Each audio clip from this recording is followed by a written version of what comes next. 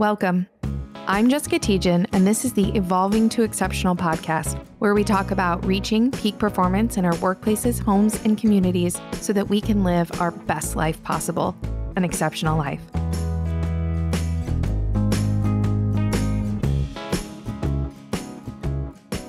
Welcome to this episode of Evolving to Exceptional. Today we're going to talk about a framework for how to navigate the challenges that we face in the workplace. So how to think about our performance. We talked about in the last episode about our role and our performance as a journey and as climbing kind of that performance mountain. And so now we're going to talk about a core set of tools that's going to help you navigate those challenges, the tools and the strategies and the knowledge that you need to really be successful in reaching peak performance and in performing at a level of peak performance so we can enjoy our journeys. So as I mentioned on the last episode, there's kind of three parts to this formula. And this is what we use, or what we've built at Evolving to Exceptional, our peak performance certification around, is these kind of three key elements. And our peak performance certification is a program that really equips individuals with the skill sets that they need to manage themselves, to reach peak performance for themselves. So instead of having to rely on managers to know and do the right things, or your HR department, this framework really allows anybody in any role to take ownership of their performance and do the things necessary to reach peak performance in those roles. So the three elements are: one, know yourself. The second is the 4 keys to peak performance. And the third is real reflection. So I want to start with knowing ourselves and why it is so important to take the time to know who we really are as individuals at our core.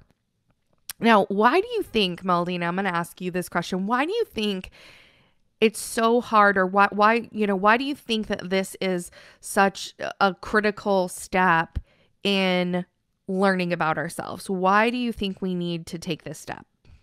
Well, it's the person that's going on the journey with you, right? Is yourself. You're the one who is going to take that journey to peak performance. And I think it's a challenge to really know yourself. I think people oftentimes think they know exactly who they are, or the things that they do well, what they like, what they don't like. But oftentimes I've noticed that people really it's hard. It's hard to really, understand who you are and all the elements that make you who you are without, taking the extra steps to do so, right? I think I know this is something that I've struggled with. I think also just through different challenges and stages in our lives, who we are changes too. So who we are at a younger point in our lives, maybe in high school or in college, is totally different than the person that has a career, has a family. And so I think oftentimes I've found myself in this situation. I've equated who I was when I was younger to the person that I am today. And so I've thought, oh, I'll like this new project I'm going to take on, or this new role I'm going to take on, because I like that something similar when I was younger. So I think throughout different stages in our lives, sometimes it can be hard to actually know who we are as a person, deep inside within us. It's all about how you answer the question, who am I? Yes. And what do you fill in after you say I am?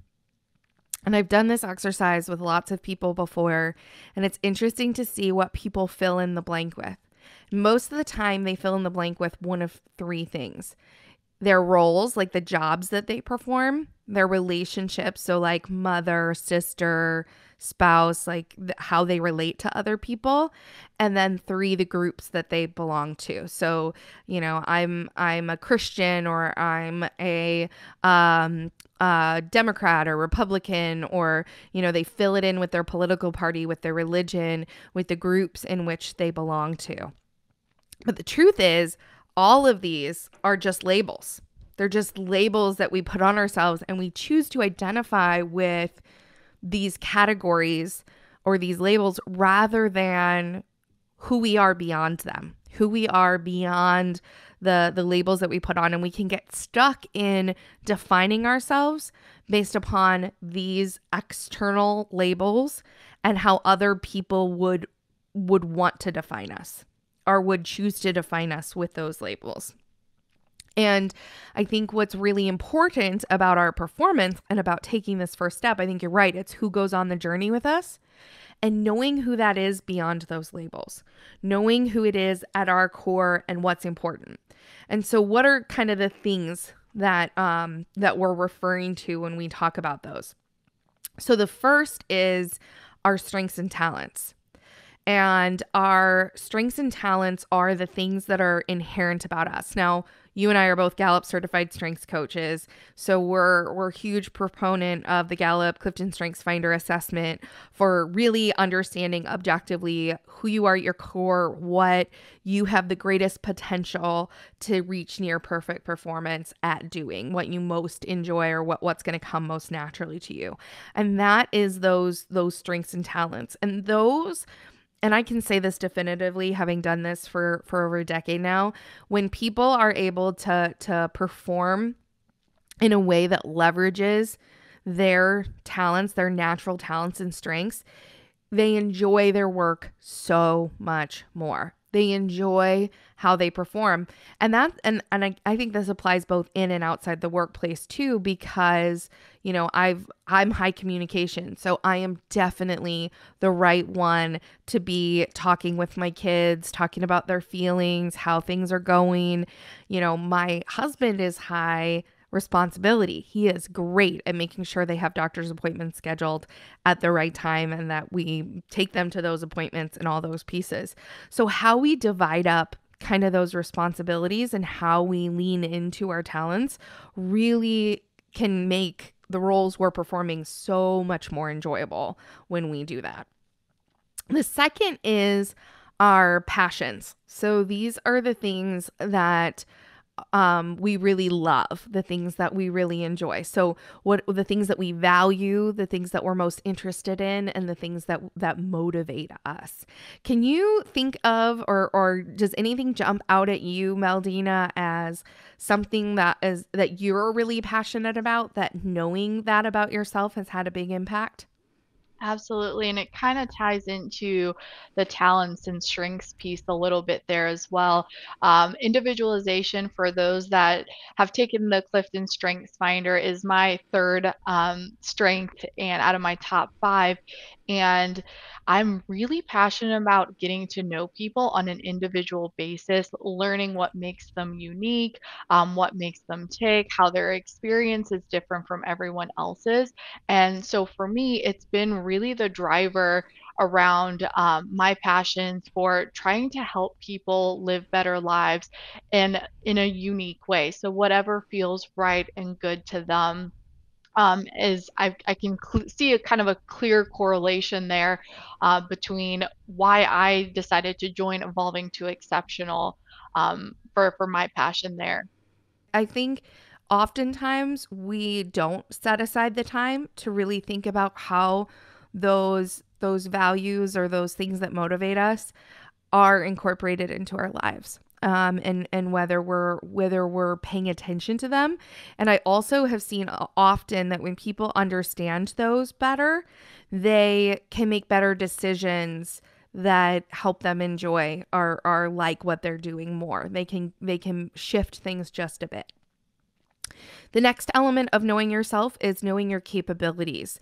So this is the knowledge that you've obtained, the skills that you have, and your competencies, what all the things that make you capable. So this may have come from education, development, experience, but where are you in terms of what you're capable of doing today? And I think more than anything, capabilities changes a lot, and understanding where you're at with those capabilities allows you to determine where maybe there's a gap, where maybe there's something to focus on, or where there's something that you're quite capable at that you're not leveraging and you should be.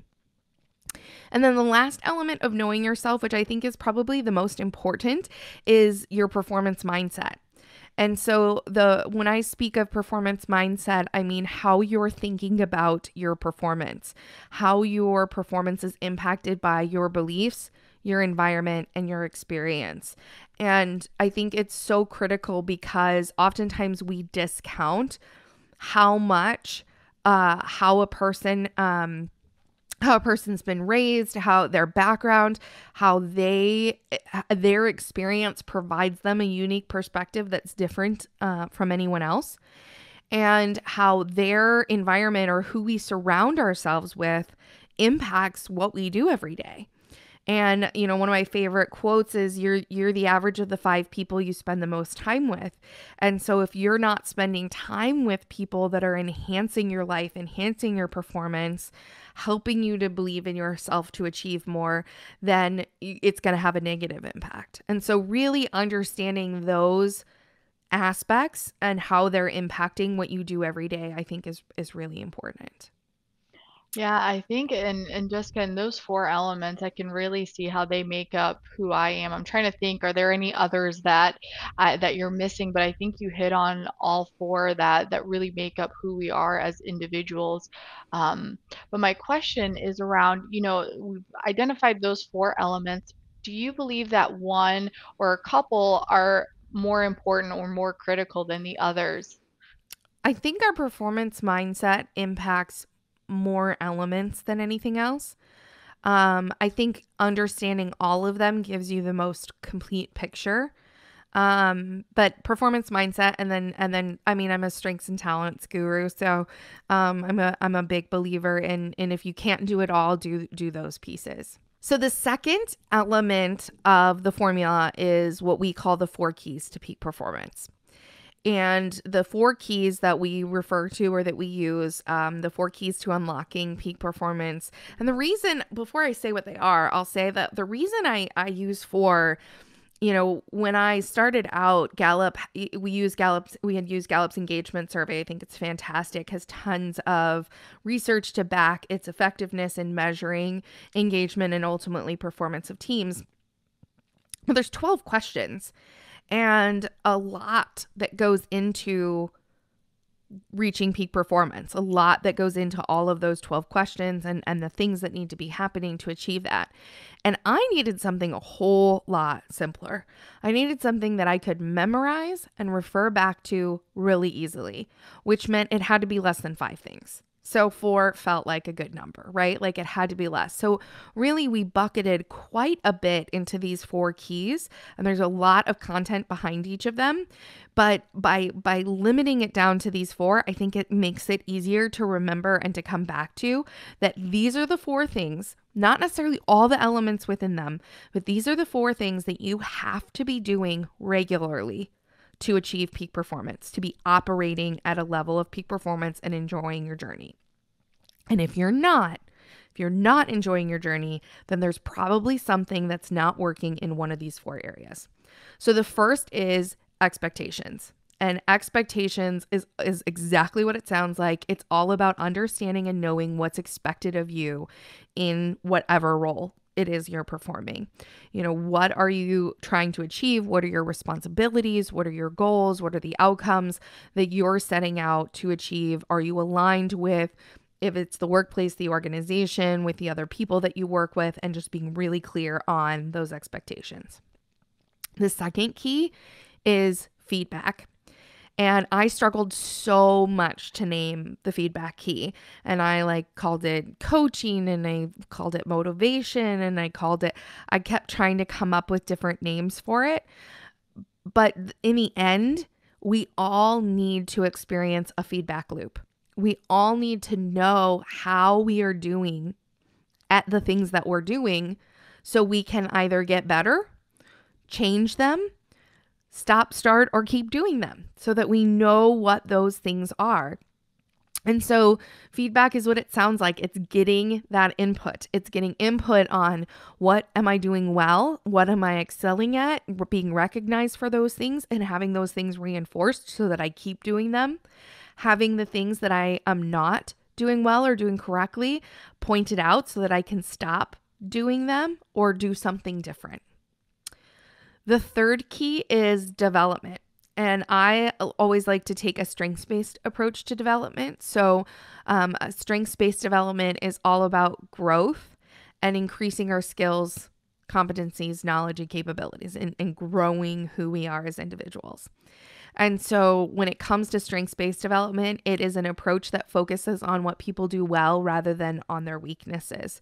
So if a traditional assessment or a traditional approach to development is to look for what does a person not do well, and then let's try to work on those things and fix those things, that this is the opposite. So this is to really focus on what people do well. And I'll pick on myself here a little bit, that if I were the thing I struggle with more than anything is numbers and spreadsheets and data. And if all I did was focus on how to get good at that, I would be wasting my life, because I'm never going to be great at formulas and numbers and spreadsheets. Like, no matter how hard I work at it, I'm going to be miserable and I'm never going to enjoy it. But if I can leverage the things that I do well, the things that come naturally, I can really excel at becoming the best at that and reaching that high performance. And then the fourth key is accountability. And when I talk about accountability, I'm really referring to a mindset of personal accountability. So not holding each other accountable as much as I am taking ownership and holding myself personally accountable, and holding myself to a mindset that is more productive, that produces more positive outcomes and more effective results in my life. So kind of that shifting from unproductive thoughts and ineffectiveness to more productive outcomes and more effective results in our lives. And so those are really the four keys, and there is so much within all of those. But at their core, those are the four things that we have to master and be doing well in order to operate at peak performance in any role. So, Jessica, similar to my question earlier, between expectations, feedback, development, and accountability, is there one or more keys that are more important than the others, or do you feel like you've got to be doing all four of them and have them all are they equally weighted? So I think you have to have all four. I think that they are different. I would say that in my years of dealing with performance issues, or people who were struggling with performance and writing up performance improvement plans and dealing with all of those, most of the time performance issues come back to one of two things: unclear expectations. People don't know or aren't clear on what they're supposed to be doing or what the expectation is, or a lack of accountability. They are not willing to take ownership for and accountability for achieving the results that they're expected to achieve. So most of the time, it relates back to one of those two things. So I think that those are probably the most critical, and accountability issues out of all of them are the ones that are the hardest to solve, because either someone learns and is willing to demonstrate a mindset of accountability and learn that skill, or if they're resistant to doing so, they likely never will be. And so that makes it really difficult to address those types of performance challenges. So another question I have, Jessica, is do you feel like one of these keys is kind of out of whack, right? You don't have those clear expectations. The feedback isn't there. Maybe you're not developing as quickly as you wanted to. Who's responsible for that, driving those keys? Is it on the manager or someone else who's kind of in charge? Or is it on the individual themselves? Well, it's going to depend a little bit on the workplace, right? And what the expectations of the workplace is. I believe that we get the best results when everyone's responsible. that when we take responsibility ourselves for our own performance, our managers engage, and we engage with each other as peers. So everybody is bought into operating at peak performance and paying attention to and doing all four of those things. Because the truth is that the only expectation, like our expectations aren't only in between us and our managers. In today's workplaces, most of them are extremely hybrid. Expectations flow not just down from a manager, but across different groups, different departments, and even within or between the customer and employees or the customer that you're operating or executing business with. So I think everybody needs to have that foundational understanding of what it means to do these things and do them well. And that's when you achieve the best results. I think that's different than a traditional approach where it's all placed on the manager and it's all an expectation that my manager is supposed to do that. My manager is supposed to recognize me. My manager is supposed to set expectations. And I think when you can make it shared responsibility is when you get the best results, the best outcomes. The last element of the framework is real reflection. And I didn't used to have this element. This is a newer element. Because what I found is that when people can know what they need to do or what they should be doing is maybe the better word. And should statements are always a red flag, but what they should be doing, what they're supposed to be doing. But actually doing it, actually translating what we know into action is harder than we think, is less common than we think. So we train people on skills. We train them on how to do something, on why it's important or how to do it effectively. But unless the person takes the time to really reflect and translate that experience into insight and action, they typically lose it. They don't retain it. They don't get the benefit of it. And so it's so important in our everyday interactions, in our experiences that we're having, that we take the time, we slow down enough to take the time to really reflect on what we're experiencing in a way that brings about meaningful change in our lives. And so we have to take that time to, in order to have an insight, in order to have awareness of something that allows us to change our behavior and change our outcomes, we actually have to reflect first. That's the only way to get it. And often we just move to whatever's next on our to-do list. We're so busy. We have this massive experience, or, we win a big project, or we fail a big project, or something significant happens.